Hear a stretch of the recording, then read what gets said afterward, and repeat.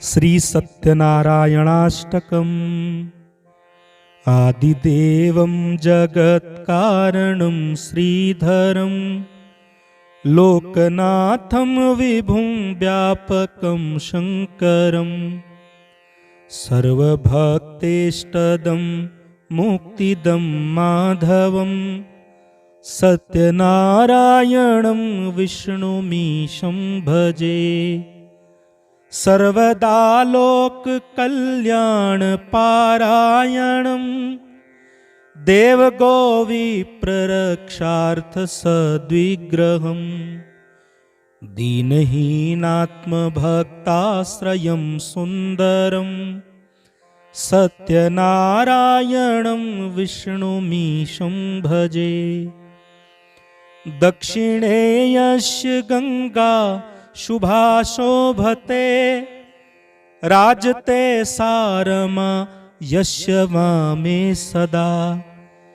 यः प्रसन्नाननो भाति भव्यश्च तं सत्यनारायणं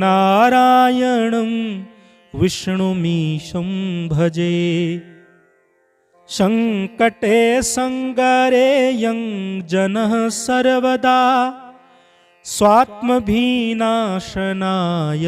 स्मरेत् पीडितः पूर्णकृत्यो भवेद् यत्प्रसादाच्च तं सत्यनारायणं विष्णुमीशं भजे। वाञ्छितं दुर्लभं यो ददाति प्रभुः साधवे स्वात्मभक्ताय भक्तिप्रियः सर्वभूताश्रयं तं हि विश्वम्भरं सत्यनारायणं विष्णुमीशं भजे। ब्राह्मणः साधुवैश्यश्च तुङ्गध्वजो ये भवन् विश्रुता यस्य भक्त्यामराः लीलया यस्य विश्वं ततं तं विभुं सत्यनारायणं विष्णुमीशं भजे। येन चाब्रह्म बालतृणं धार्यते सृज्यते पाल्यते सर्वमेतज्जगत् भक्तभावप्रियं श्रीदयासागरं सत्यनारायणं विष्णुमीशं भजे। सर्वकामप्रदं सर्वदा सत्प्रियं वन्दितं देववृन्दैर्मुनीन्द्रार्चितं पुत्रपौत्रादि सर्वेष्टदं शाश्वतं सत्यनारायणं विष्णुमीशं भजे। अष्टकं सत्यदेवस्य भक्त्या नरः भावयुक्तो मुदायस्त्रिसन्ध्यं पठेत् तस्य नश्यन्ति पापानि तेनाग्निना इन्धनानीव शुष्कानि सर्वाणि वै। आदिदेवं जगत्कारणं श्रीधरं लोकनाथं विभुं व्यापकं शङ्करं सर्वभक्तेष्टदं मुक्तिदं माधवं सत्यनारायणं विष्णुमीशं भजे।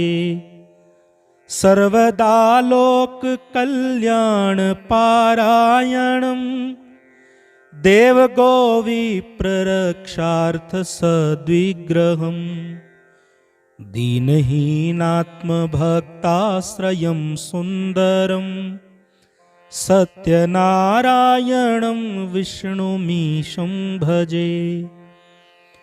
दक्षिणे यस्य गंगा शुभा शोभते राजते सारमा यस्य वामे सदा। यः प्रसन्नाननो भाति भव्यश्च तं सत्यनारायणं विष्णुमीशं भजे।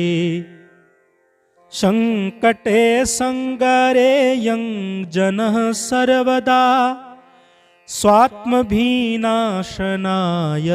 स्मरेत् पीडितः पूर्णकृत्यो भवेद् यत्प्रसादाच्च तं सत्यनारायणं विष्णुमीशं भजे।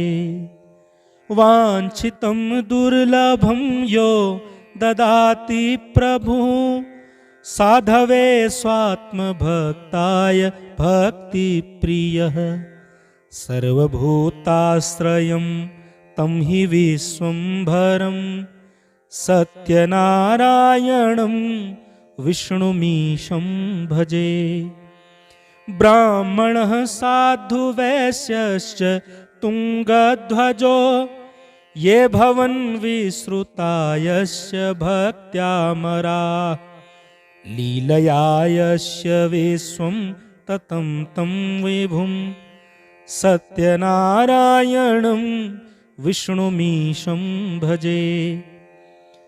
येन चाब्रह्मबालतृणं धार्यते सृज्यते पाल्यते सर्वमेतज्जगत् भक्तभावप्रियं श्रीदयासागरं सत्यनारायणं विष्णुमीशं भजे। सर्वकामप्रदं सर्वदा सत्प्रियं वन्दितं देववृन्दैर्मुनीन्द्रार्चितं पुत्रपौत्रादि सर्वेष्टदं शाश्वतं सत्यनारायणं विष्णुमीशं भजे। अष्टकं सत्यदेवस्य भक्त्या नरः भावयुक्तो मुदा यस्त्रिसन्ध्यं पठेत् तस्य नश्यन्ति पापानि तेनाग्निना इन्धनानीव शुष्कानि सर्वाणि वै। आदिदेवं जगत्कारणं श्रीधरं लोकनाथं विभुं व्यापकं शङ्करं सर्वभक्तेष्टदं मुक्तिदं माधवं सत्यनारायणं विष्णुमीशं भजे। सर्वदा लोककल्याणपारायणं देवगोविप्ररक्षार्थसद्विग्रहं दीनहीनात्मभक्ताश्रयं सुन्दरं सत्यनारायणं विष्णुमीशं भजे। दक्षिणे यस्य गंगा शुभा शोभते राजते सारमा यस्य वामे सदा यः प्रसन्नाननो भाति भव्यश्च तं सत्यनारायणं विष्णुमीशं भजे। संकटे संगरे यं जनः सर्वदा स्वात्मभिनाशनाय स्मरेत् पीडितः पूर्णकृत्यो भवेद् यत्प्रसादाच्च तं सत्यनारायणं विष्णुमीशं भजे। वाञ्छितं दुर्लभं यो ददाति प्रभुः साधवे स्वात्मभक्ताय भक्तिप्रियः सर्वभूताश्रयं तं हि विश्वम्भरं सत्यनारायणं विष्णुमीशं भजे। ब्राह्मणः साधुवैश्यश्च तुङ्गध्वजो ये भवन् विश्रुता यस्य भक्त्यामराः लीलया यस्य विश्वं ततं तं विभुं सत्यनारायणं विष्णुमीशं भजे। येन चाब्रह्मबालतृणं धार्यते सृज्यते पाल्यते सर्वमेतज्जगत् भक्तभावप्रियं श्रीदयासागरं सत्यनारायणं विष्णुमीशं भजे। सर्वकामप्रदं सर्वदा सत्प्रियं वन्दितं देववृन्दैर्मुनीन्द्रार्चितं पुत्रपौत्रादि सर्वेष्टदं शाश्वतं सत्यनारायणं विष्णुमीशं भजे।